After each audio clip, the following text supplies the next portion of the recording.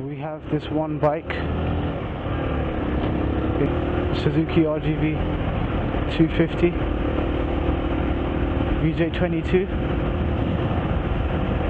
So me and my dad have never really done a project together, project bike, because I've been too young and he hasn't got the time. But when I do get the time, I want to go and fix that RGV VJ22, because that was the first bike I've been on the back of.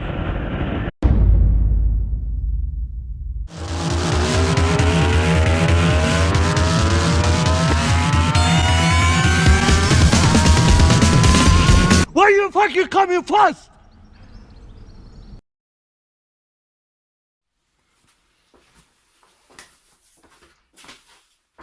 Right, it's been a while, hasn't it?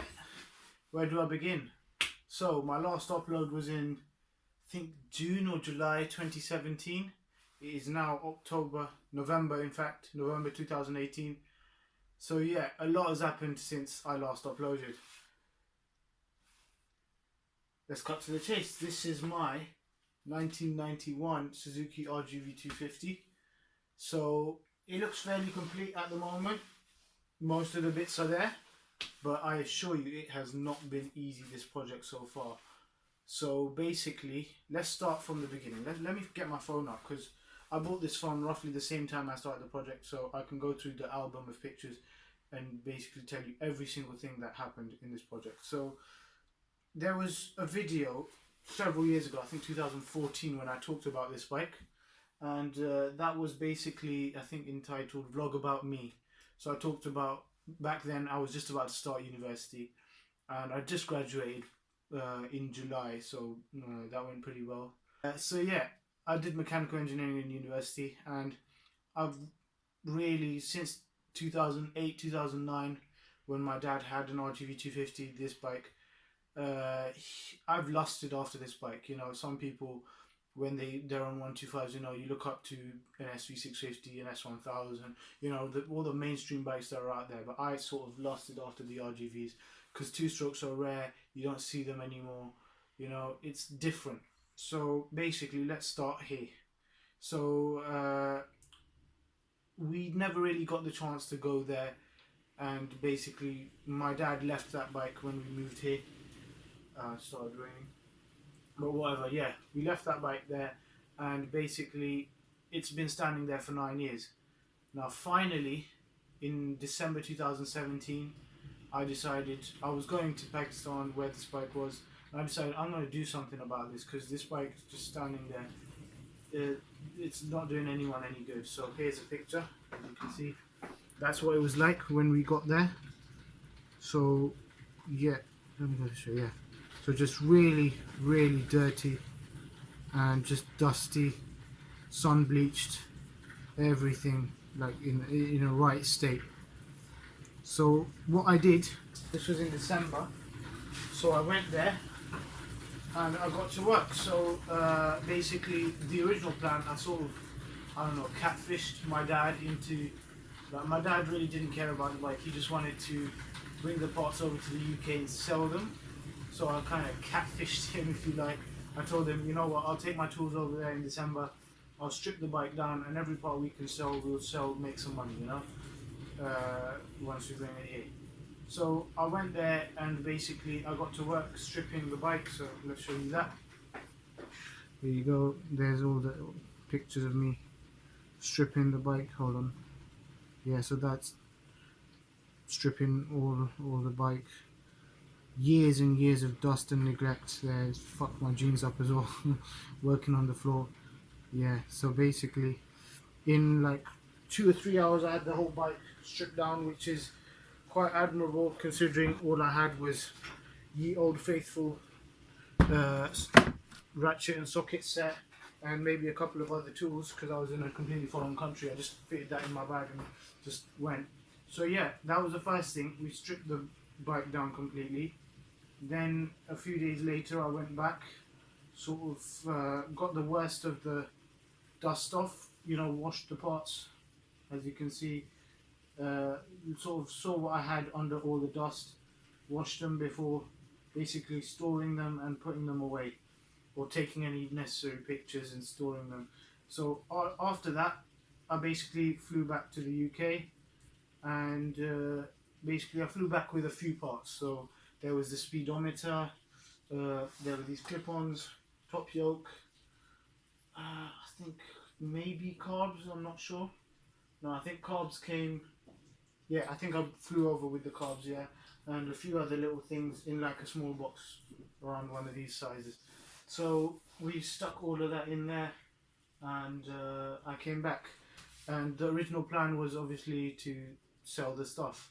Now, once I got back, I started having doubts about selling these parts, because one, the condition of the carbs, which were the main thing we were going to sell, they were very iffy. So we would be lucky to get like 50 quid or something. They were extremely, like, they've had fuel in them for several years now, and they were all dusty, would need a full strip and refurb and whatever.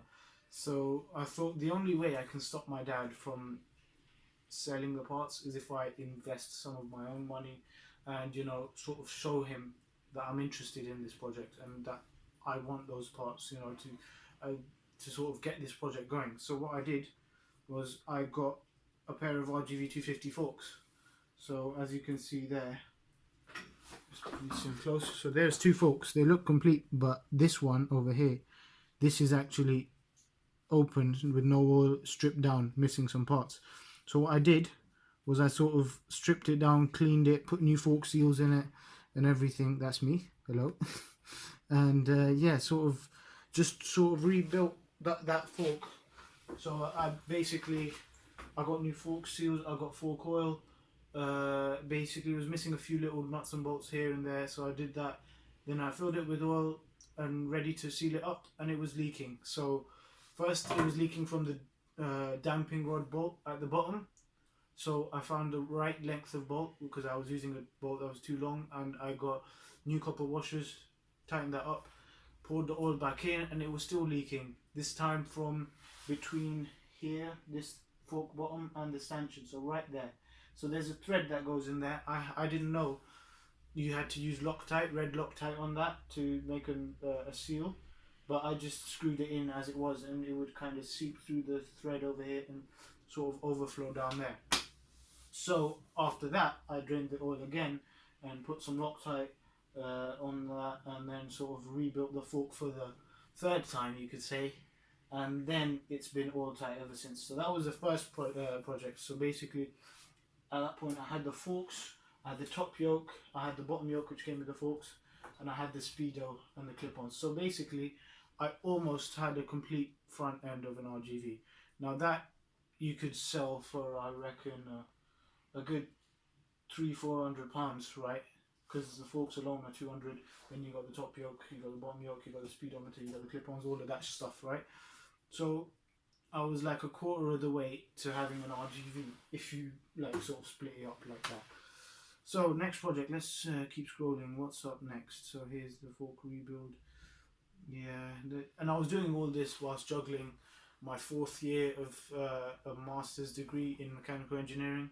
So yeah, it was sort of like, it was a side project. You got a 4th year group project which takes up most of your time, but I was actively putting a lot of time and money into this as well. So next, let's keep scrolling. Yeah, these are just like random pictures of me cleaning the top yoke and the bottom yoke because they were very dusty. There's the forks after being finished, and me just attaching lots of stuff to it, switching some stuff. Then next big thing is I bought an engine. So basically in previous years my dad had stripped the engine of the bike over there, and he'd gotten the top end, so that's the two, because it's a V-twin, you got the 2 cylinders, 2 cylinder heads and pistons basically in a box. He brought it over, so I just needed the bottom end of an engine. So that was a VJ21 top end, so I bought a VJ21 bottom end to match that. Quite dirty, partially stripped, but it only cost me like £90 or so. Whereas a VJ22 engine for this frame and bike would cost somewhere, a complete engine would cost somewhere around £600. So at that point, that was kind of a pivotal moment for the project, I basically chose, because the bike in Pakistan, when my dad bought it some 12-13 years ago, the VJ22 engine was bodged to fuck, right? It was within an inch of its life. It was literally like a dead engine basically. So he just got a VJ21 engine shipped in from Japan and fitted it straight in, and they kind of altered the wiring to suit. You could say altered, but more like butchered. So it just about ran. It didn't run right because it didn't have the right power valve controllers and stuff like that. So basically, I thought I got a VJ21 engine in Pakistan as sort of parts, so we may as well continue with the VJ21 theme, and we will use a proper VJ21 loom to suit, and it will run proper, and it would be the 2-piece power valves rather than the 3-piece power valves. So all of that stuff, including the cost, in my mind sort of drove me towards the VJ21 engine route. So I got that bottom end. I sort of stripped that at home. Basically, they have a common problem with the VJ21 engines is a worn output shaft. So I basically, when I stripped the engine, I took the gearbox apart. I bought a replacement gearbox from an RS250 off eBay for 50 quid, and you have to measure your output shaft, like a little part of it, and mine measured the right measurement for replacement from an RS250, so I just switched the output shafts from one gearbox to the other. Apart from that, yeah, I stripped the whole engine and basically sort of cleaned it up, labelled it, and put it to the side ready for a rebuild if once I got the money basically. So yeah, here's pictures of me, you know, stripping the clutch over there, then taking the gearbox out, and that's inside. All the bearings and everything. The engine actually looks alright. It had a seizure on one piston, but I've got a completely new top end anyway. I took the crank out, the bearings looked okay, but there was a bit of surface rust on the crank, and I need to basically, the crank is bagged up, and I need to take it to somewhere like PJME or something where I can show them the crank and ask them, is this worthy to just rebuild as it is, or will it need a full crank rebuild? So yeah, that's something to do at a later stage. Next thing I see here is I was trawling the classifieds, eBay, Gumtree and stuff. So I found someone who was selling some RGV parts fairly cheap. Hold on, let me just check. Are we still rolling on the camera? Yes, we are. Right, so I found someone selling RGV things quite cheap. So he had basically a full bike, but he was breaking it because he had a frame which had basically a Honda single cylinder, I think it's 650 Dominator engine or something in it. So it had been retrofitted, so the mounts had been chopped and stuff. So I was interested in buying the frame off him as well with the V5, and I would sort of alter it back to take the RGV engine, but it turns out the frame had dodgy engine numbers. So it was a VJ22 frame with a 21 sort of VIN plate, not VIN plate, I'd say frame number. Yeah, so that was very dodgy. He himself basically refused to sell it to me. He said, I don't want any trouble, so that's fine. Fair enough. But I did buy the nose cone, fairings, tail units, and subframe from him. So we did a deal, and a tank actually, which is over here. So we did a deal and I got that. So next thing I did was basically I stripped the subframe. It was extremely rusty underneath, as you can see, and it was in the right state. So I sort of stripped that.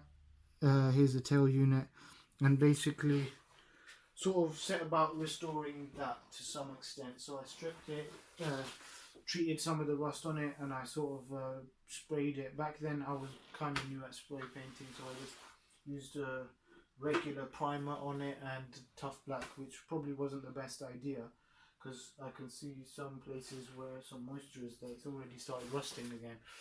So maybe an etch primer or something a bit stronger would have worked better, but you know, you live and you learn. So that was one of the first little projects. By that time I'd taken the engine completely apart, and I was trying to get like years of grime off it. So basically in every nook and cranny there was oil and dirt and just shit. So I was like, I didn't have the money to vapor blast it or anything like that. So basically I just wanted to get it clean so that maybe I could just rebuild it as it was. I didn't get to that stage, but yeah, I was using like just all sorts of brushes and degreasers and stuff like that. So yeah, that's that stage. Then I basically, yeah, with another thing, when I went to collect this stuff from the guy who was selling it to me, he had another whole box of stuff which he said I'll throw that in for another 50 quid. And 50 quid is, you know, it's a substantial amount of money. I didn't plan to pay that, but looking at the stuff he had in that box, I think it was probably a good decision, because with that came the shock absorber, the way it sets right and left, some power valve controllers, and you know, things like that, which 50 quid would probably only buy you one of those things. So 50 quid for all of those different little things, yeah, and spares, turned out pretty well, because basically the stuff I didn't need, I just flogged on eBay. So out of all these job lots I've gotten over the past few months, I basically made like 200-300 quid, which I put towards a project. So that's a tip from me, that if you see job lots with stuff you don't need, just buy it, put your money where your mouth is, get the stuff, and then sell the stuff you don't need, use the stuff you do. So that was a pretty good tactic. So yeah, in that came mirrors as well, came a pillion seat for a VJ21 which I sold, came switchgear, which I'm using the switchgear from that bike because the switchgear from Pakistan is pretty faded. Came kickstands, indicators, temperature gauges, all of that stuff.